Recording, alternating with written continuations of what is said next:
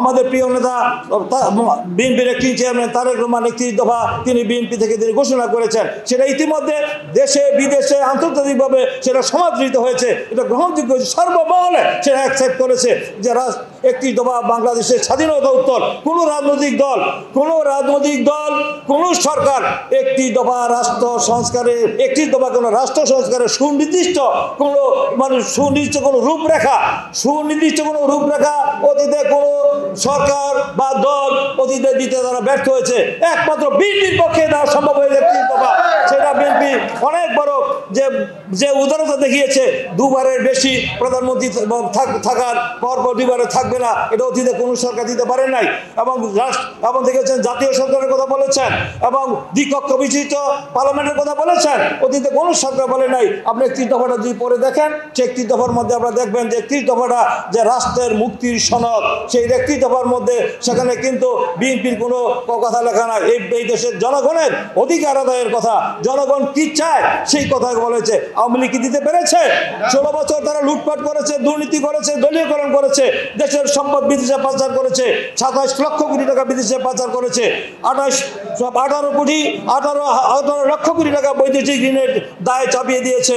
এবং দেখতে পাচ্ছেন প্রতিদিনই তাদের দুর্নীতির ফিরিস্তি জাতীয় গণমাধ্যমগুলিতে প্রকাশ পাচ্ছে, কি পরিমাণ লুটপাট দুর্নীতি করে তারা দেশকে ধ্বংস করে দিয়েছে অর্থনীতিকে।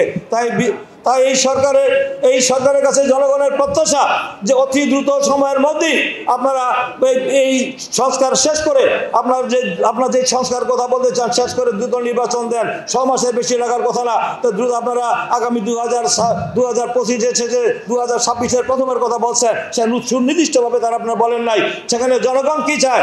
জনগণ চায় নির্বাচন।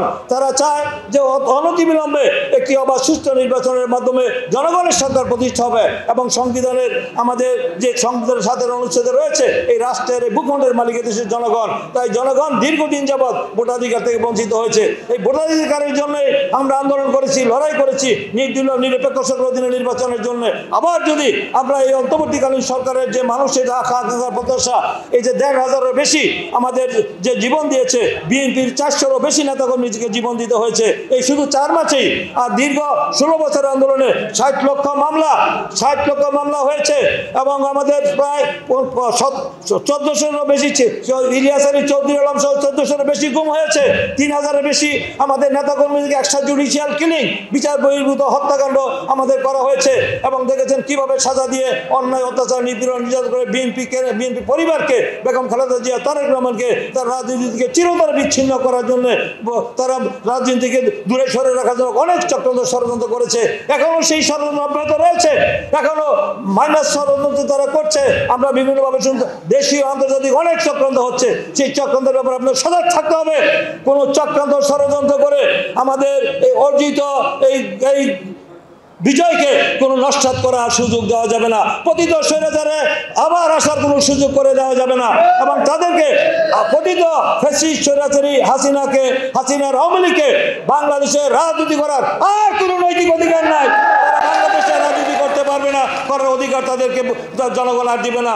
তাই যদি কোনো রকম শৈথিলতা দেখান, কোনো অন্তর্বর্তীকালীন সরকার কেউ যদি আওয়ামী লীগের সেই পতিত ফ্যাসিস্টদেরকে যারা গণহত্যাকারী তাদের সাথে যদি ভারতের সাথে সুর মিলিয়ে কেউ কথা বলেন, তাদেরকেও আইনের আদালতে তাদেরকে জনগণের কাছে জবাবদিহি করতে হবে।